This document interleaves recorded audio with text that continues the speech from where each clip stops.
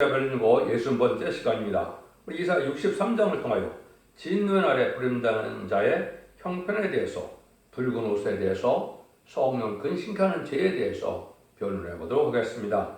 본정은 62장과 같이 택한 자에게 강하게 역사하여 왕권의 새 이름을 주어 새 시대를 이루지만, 붉은 옷을 입은 자와 성신을 근신케하는 자들은 버린다는 것입니다. 그래서 인간적으로 하나님께서 버리는 자는 누구냐 했을 때 여기서는 두 가지를 말씀하십니다.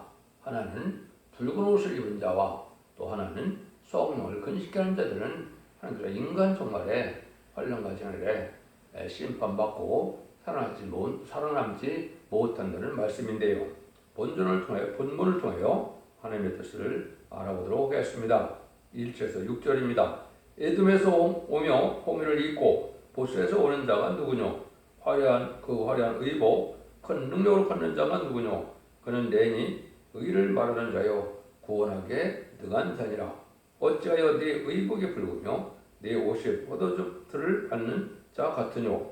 만민 중에 나와 함께한 자가 없이 내가 홀로 포도즙들을 밟았는데, 내가 노함을 인하여 무리를 밟았고 분함을 인하여 짓밟았으므로 그들의 선열이 내 옷에 띄어 내 의복을 다 더럽혔음이니, 이는 내가 원수가 없는 날에 날이 내 마음에 있고 내 구속할 해가 왔으나 내가 본즉 도와주는 자도 없고 붙드는 자도 없으므로 이상히 여겨 내 팔이 나를 구원하며 내 분이 나를 붙들었습니다. 내가 노함을 인하여 만민을 밟았으며 내가 분함을 하여 그들을 지켜하고 그들로 선열로 땅에 쏟아지게 하였느니라. 하나님께서는 진노를 심판하기 때문에 이 진노의 심판에 붉은 옷을 입은 자는 망할 것을 말씀하셨다는 것이죠. 이것은 피가 흐른다는 뜻인데요. 그러나 하나님의 자녀가 에돔에 대해서 붉은 옷을 입은 것은 버림당할 일이라는 것이죠. 하나님께서는 심판하시기 위해서 피가 띄어 붉은 옷을 입었지만은 하나님의 자녀가 에돔에 되어 붉은 옷을 입으면 망한다는 것입니다. 여기서 영국 협상들은 다 망한 것이고 자경노와 영국 협상들은 다 붉은 옷을 입는 것입니다. 그래서 반미, 친종 행위는 멸망의 행동이며 마귀의 비옥의 행동이다, 이렇게 볼 수 있는 겁니다. 미국의 세력인 WCC나 WA를 용납하고 환영하는 자들로 이런 자들도 붉은 옷을 입은 것이다, 마찬가지다, 이렇게 볼 수 있는 겁니다. 사상과 행위가 공존화되면 짐승의 표 666표를 받는 것과 같다, 이렇게 볼 수가 있는 겁니다. 그래서 1966년에서 1976년 모택동이가 문해대혁명을 일으켰을 때 그때 내세운 자들이 누구였습니까? 홍의병이죠. 그것이 다 바로 마귀 세력이라는 뜻이거든요. 마귀 세력을 통하여 역사하는데 하나님 마귀 세력을 허락한 것은 심판하게 하는 방법이다, 이렇게 말씀을 드렸죠. 그래서 지금 작용화되고 친공산당으로 이게 공산당화하는 것은 마귀 세력에 동조하는 것이고, 그거는 스스로 멸망의 길로 망하는 길로 가는 거다, 이렇게 볼 수가 있는 겁니다. 이걸 여러분이 잘 아셔야 됩니다. 그래서 홍마라는 것이 이제 스가랴 1장과 6장에 동정하거든요. 그래서 스가랴 1장에도 보면 내가 밤에 보니 사람이 홍마를 타고 골짜기 속 화성나무 사이에 섰고 그 뒤에 홍마와 참화와 백마가 있기로 내가 그러되 대주여 이것들이 무엇이니까? 인간 정말의 사상적인 대립으로 이러한 풍조가 나타날 걸 보여주신 건데요.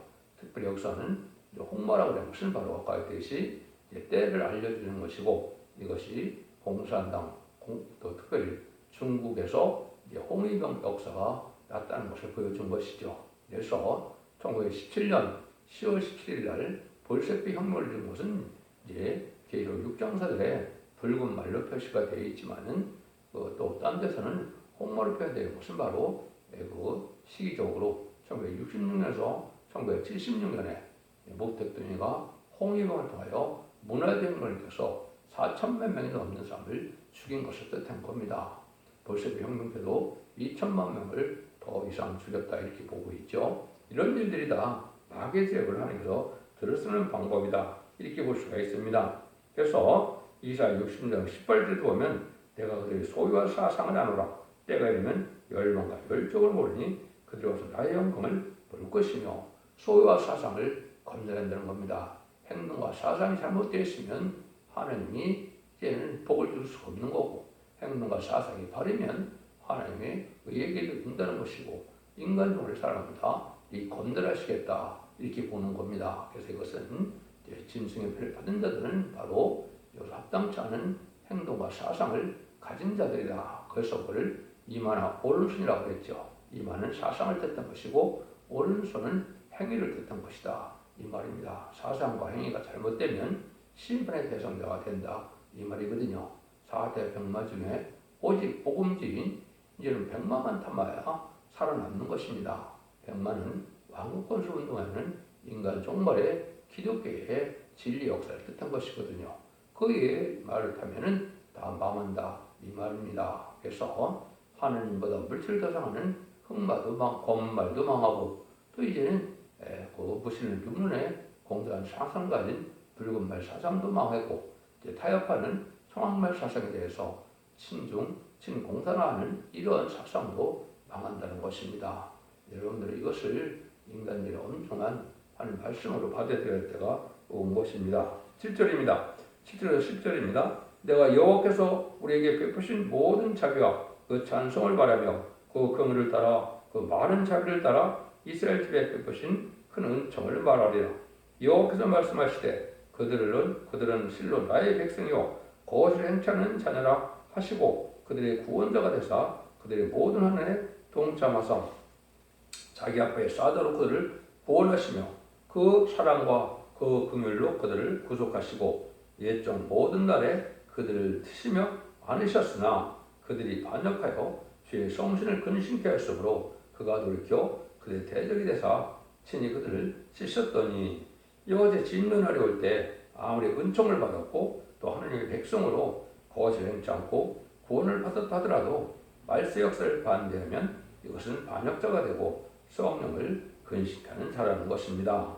이 시대의 사명은 왕국권을 사명으로 에덴 동산에 걷혀서 이제는 거룩한 자 의론들을 통하여 남정나은 백성을 삼아서 이제는 새시대의 축복을 주어서 천연왕국의 지상 왕국을 이루는 것이 하나님의 뜻인데, 이걸 반대한다면 은혜 받았던 사람들이라도 망하게 된다 이 말입니다. 여러분들 아담과 하가 빼앗겼던 에덴산을 찾으시고 아담과 하가 빼앗겼던 세세 왕권을 축복을 찾아서 완전한 축복의 나라로 주시겠다는 건데, 이 사랑을 받아들이지 않는 것은 하나님의 사랑을 배반하는 것이고 하나님의 사랑을 안 받아들이는 것이죠. 그래서 망하게 된다 이 말입니다. 이걸 특별히 하나님께서는 주의 성신을 근심케 했다, 성령 해방자다 이 말이죠. 여러분들이 이제 하나님의 백성이라도 성령 해방자에 대해서 주님이 아주 엄중하게 말씀하셨죠. 이게 마태복음 12장 31절 32절에 보시면 그러므로 내가 너에게 이르노니 사람의 모든 죄와 해방은 사하심을 얻되 성령을 해방하는 것은 사하심을 얻지 못하겠고, 또 누구든지 말로 인자를 고역하면 사하심을 얻되 누구든지 말로 성령을 고역하면 이 세상과 오는 세상에도 사하심을 얻지 못하리라 이렇게 되어 있죠. 이것이 바로 이제 성령 해방죄가 된다 이 말입니다. 그래서 하나님이 택한 종을 성령의 능력의 역사로 역사하셔서 하나님의 뜻을 사랑의 완성을 이 땅에 이루고자 하는데, 그 성령의 역사를 부인하는 것은 하나님을 대적하는 자고 그 사람은 망하게 된다 이 말입니다. 여러분 계시록 22장 17절 18절에 보면 마지막으로 최종적으로 엄중한 말씀이 뭡니까? 성령과 신부가 쓴 말씀을 가감하면 재앙을 더 받고 거룩한 상에 참여함을 받지 못한다 그랬죠. 그래서 성령으로 이제는 신부작을 갖춘 종이 성령으로 증거하는 하나님의 말씀을 대적하고 가감하면 구원받지 못한다는 말입니다. 여러분들 얼마나 엄중한 말씀입니까? 하나님께서는 사람을 들었을 때 성령을 보내셔서 성령의 도구로 말씀의 도구로 사용되는 것이 하나님의 역사의 반복인 것이거든요. 여러분들이 성령 충만함을 받는다면 성령으로 증거하는 말씀을 이제 배반할 수 없고 안 받을 수가 없는 것이죠. 근데 하나님이 성령으로 증거하는 말씀을 안 받는 것은 진리의 성령이 아니다. 요한 1서에서는 거짓의 영이다 이렇게 말씀하셨죠. 여러분들이 진리 앞에 순종하는 것만이 우리가 성령 충만함을 이룰 수 있고 성령은 또 진리의 성령이기 때문에 성령과 같이 맞아야 성령의 역사가 지속이 되는 겁니다. 여러분들 탈선된 이런 사상을 받아들이거나 탈선된 진리를 순종하면 성령이 떠난다는 사실을 여러분이 아셔야 됩니다. 그래서 하나님께서는 주고 싶어하는 사람이 계시고 또 주님은 살리고 싶어하는 사람이 있지만은 주님의 사랑을 무시하는 일이 되는 것은 바로 심판날에 하나님께서 성령과 신봉하신 말씀으로 성령으로 말씀을 증거하는 말씀 자체를 이제 거부하는 것은 큰 죄다. 이것은 사랑의 변론의 경고를 1300년 만에 마지막으로 최종 변론의 경고를 하고 난 다음에 환란이 오고 심판이 오는 거거든요.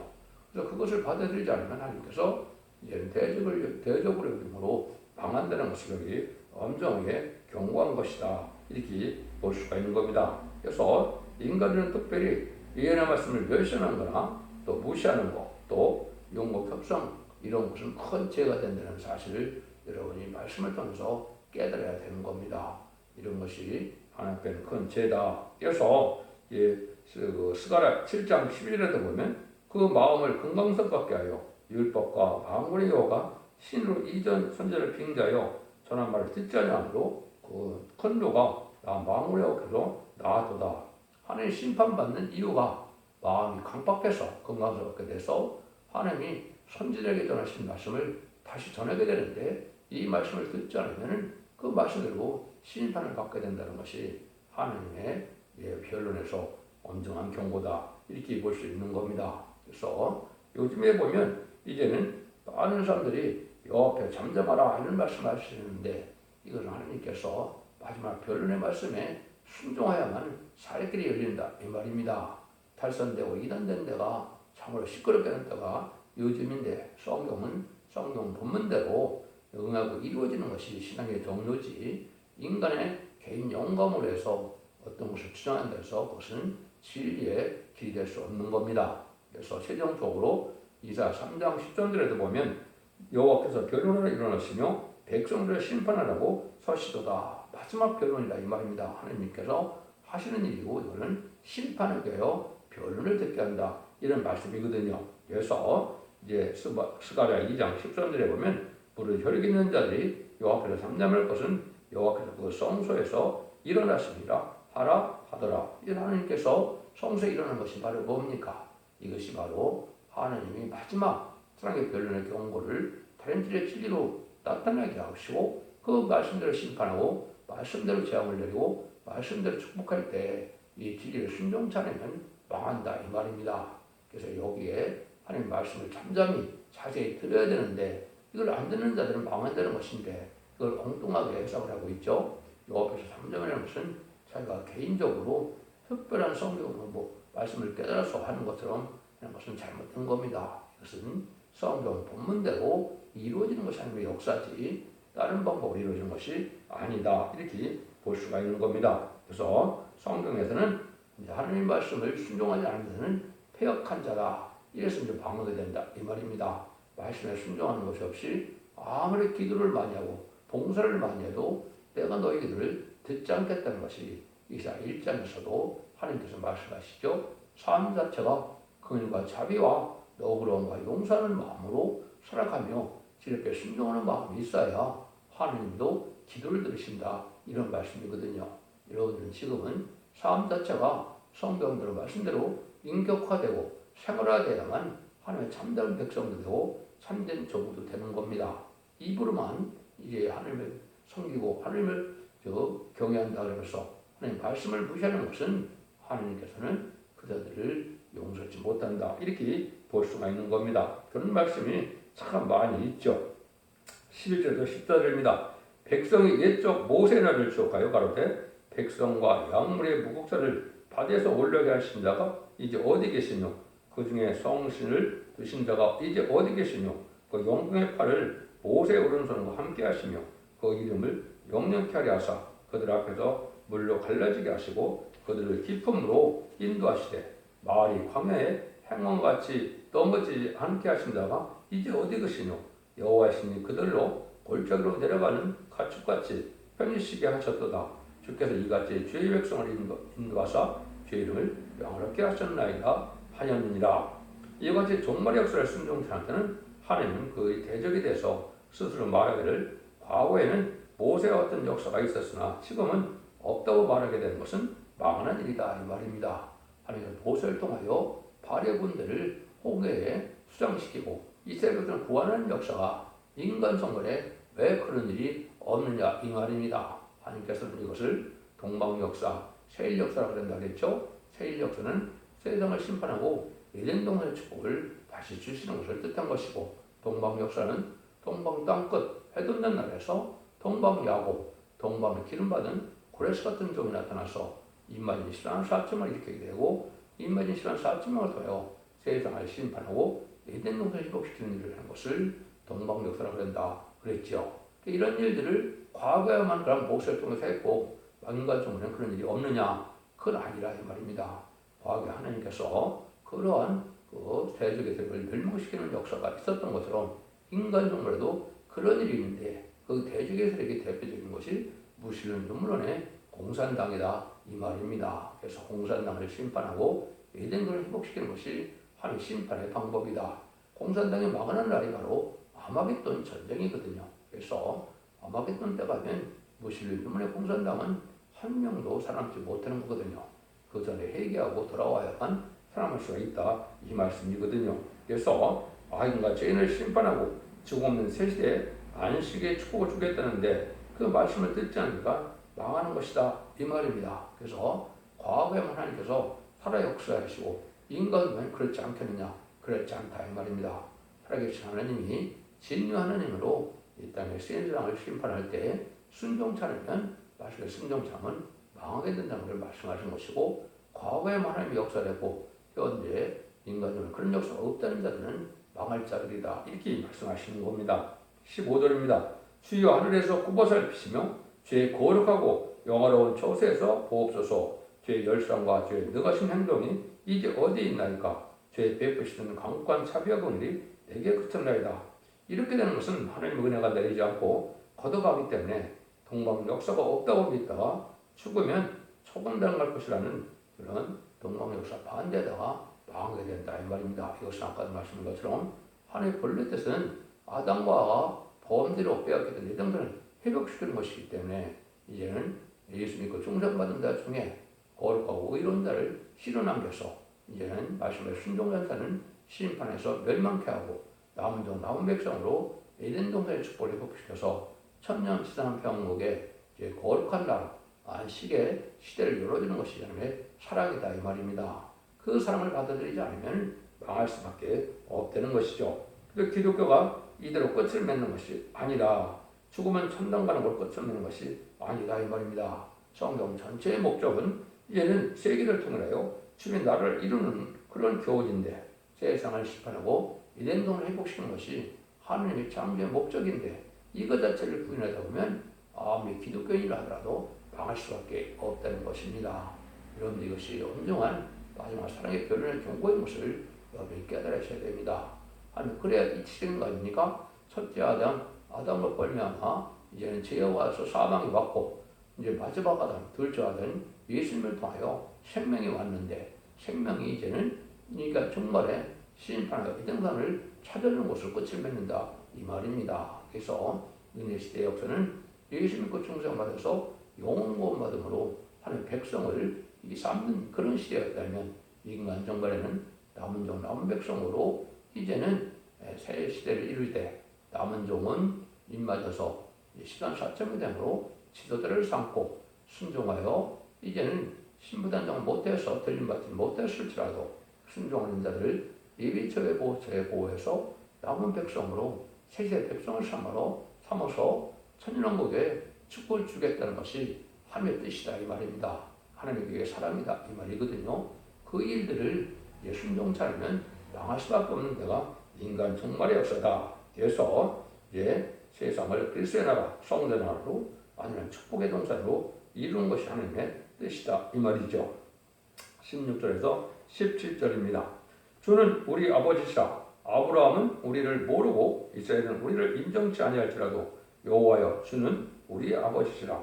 상고부터 주의 이름을 우리의 구속자라 하셨거늘 어찌 여호와여 어찌하여 우리도 주의 길에서 떠나게 하시며 우리의 마음을 강팍게 하사 주를 경외하지 않게 하시나이까. 원컨대 주의 종들은 곧 주의 사람의 지파들을 의하사 돌아오시옵소서. 이거는 이제 자꾸 진리에 순종하지 않으면 마음이 강팍해진다 이 말입니다. 이게 영계의 법칙이거든요. 그러니까 진리 앞에 순종하면 오냐고 겸손하고 부드러워서 하나님의 백성이 되고 하나님의 종도 되지만은 진리 앞에 순종치 않으면 강팍해졌다가 망하게 된다 이 말입니다. 나는 아브라함도 모르고 이스라엘도 모르지만 하나님만을 믿는다면서 동방 역사를 반대하면 이상의 마음이 강팍해져서 망하게 된다. 이 강팍해지는 사람들의 특징이 뭡니까? 진리를 전할 때 진리를 받아들이지 않고 진리를 순종하자는 마음이 없게 되죠. 너그럽고 남을 용서하는 이런 마음이 없게 되는 것 자체가 바로 성령의 역사가 없는 것이고 심판의 대상이 되고 있다. 이렇게 이해해 볼 수가 있는 겁니다. 물론 이제 믿음이라는 것을 다 똑같이 다 믿어지는 건 아니죠. 지금은 성부적인 종들이나 변화 성도될 사람들만 이것이 믿어지고 그렇지 않은 자들은 오해를 황치할 때도 믿게 되고 또 그때까지도 안 믿어지게 된다는 건 불신자, 불택자라고 볼 수 있죠.